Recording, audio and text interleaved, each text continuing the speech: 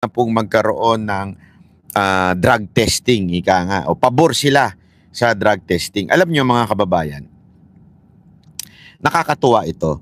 Kasi di ba sinabi ko naman sa inyo, kung tayong mga Pilipino lang, ordinaryong Pilipino lang ang mananawagan for drug testing, walang mangyayari. Di ba? Kaya nga lagi ko sinasabi sa inyo, katulad nung kay Cathy, kung tayo-tayo lang ang mag-uusap-usap, i-ignore lang naman nila yan. Palagi silang ganun. I-ignore nila pag tayo-tayo lang ang nanawagan. Kaya importante, magkaroon ng congressman o di kaya ng senador na magdadala nito sa mainstream. Halimbawa, yung ginawa ni Bato, 'di ba, yung tungkol do sa kay OJC, kaya naging dahil sa dinala niya sa mainstream. Si Cathy, sabi ko nga, kung meron man siyang susunod na mga sasabihin, ako, suggestion ko lang naman, lumabas siya, maging witness siya ng mga senador. Anyway, may kilala naman siguro siyang senador dahil nasa alta sa syudad siya. Kasi kung tayo lang mga vlogger o di kaya mga ordinaryong Pilipino o maglalabas, lagi na lang wala. Walang nababalita, hindi kumakalat. Etong kay Pulong, alam nyo ba, nang tagal na may nananawagan patungkol po dito sa drug test. Sa katunayan, isa hong mahilig manawagan niya noon pa man, ay walang iba kundi si Coach Oli. Di ba? Si Coach Oli po ang nananawagan niya noon pa. Pero syempre, dahil vlogger lang o kaya taga SMNI lang, medyo hindi sila nakikinig. Tama, mali. Di ba po? So, this time, nung si Pulong na ang nagdala sa kamera, no choice na yung mainstream media kung hindi interviewin yung mga tao o mga politiko para tanungin. So, yun nga yung ating pong wini-wish kung sino pa man ang susunod na mga witness, magpapatunay. Ako I suggest, wag po kayong lalapit sa mga vlogger lang. O hindi ko nilalang ang mga vlogger ha. O kaya mga tayo-tayo lang, sa sarili lang natin ilalabas kasi hindi ho sila makikinig. I don't have problem kung kahit kanino nyo pa ilabas yan. Pero hindi po sila nakikinig. Mabuti, kung mausap na kagad kayo ng senador, lapitan nyo na senador, lapitan nyo mga congressman, na sila po ang maglabas. Pag sila na po ang naglabas, no choice, papansinin na sila. Tama, mali. Kaya kita ninyo ito, ang tagal na, ang dami, lahat siguro tayo, gusto natin tong drug test na to. Pero bakit tila walang pumapansin noon? Kasi nga po, galing lang ho ito sa atin. Tayo-tayo lang ho ang naglabas nito na gusto natin magkaroon ng drug test. Ngayon, nung si Pulong na, no choice na sila. Hindi na sila ngayon makaurong. Ngayon, tingnan ninyo, ito ha. Tingnan ninyo, itong nangyari na ito, di napag-react nila si Magalong. Pati yung NBI director nag-react din, di ba? Nagsabi niya na, not director, yung director doon sa Davao, yung NBI doon, yung namumuno doon sa NBI. Sabi niya okay din.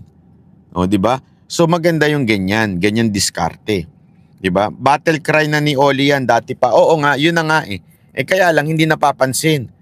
Kaya maganda talaga, let's beg o kausapin natin mga congressman, mga senador, para ilabas.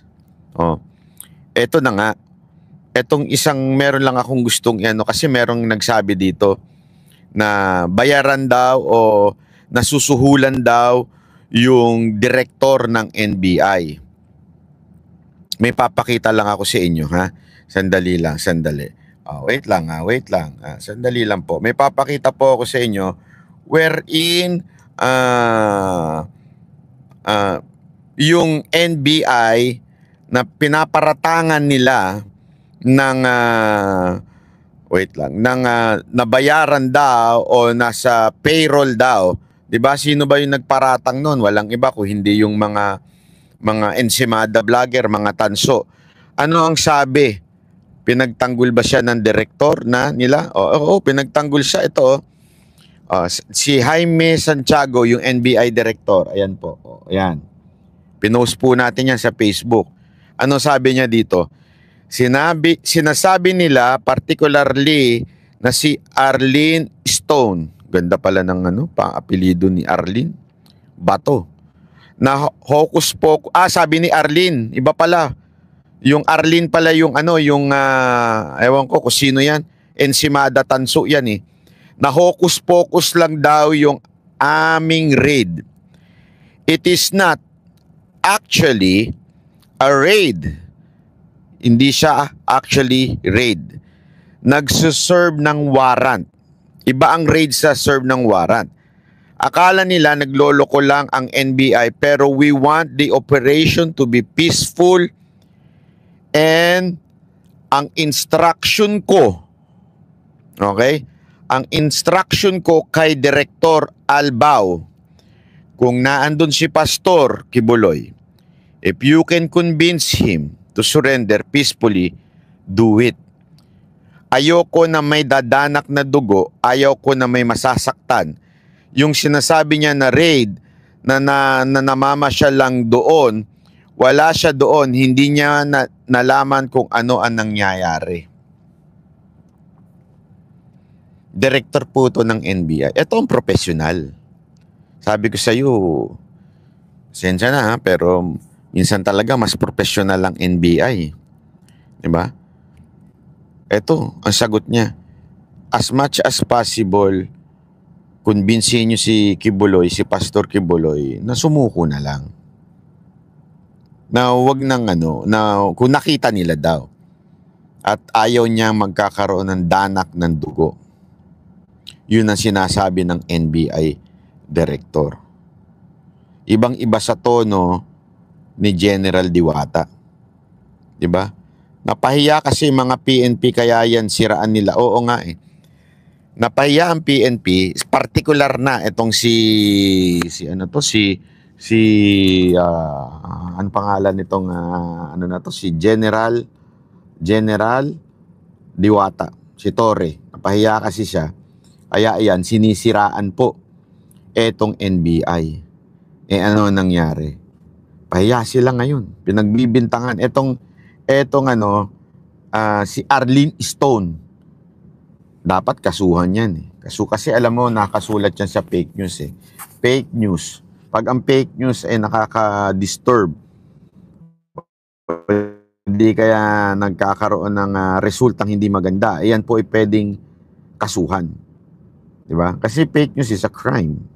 When you say na yung isang operation doon is hocus-pocus lang, peke lang, ibig sabihin you're imputing a crime. Diba? You're imputing a crime. Dapat pati yung iba pang mga vlogger kasuhan ng libel. Iba po kasi yung sasabihin mo, hindi okay tong opisyal. Ang opinion ko dito sa opisyal na to, palpak. Iba po kasi yun.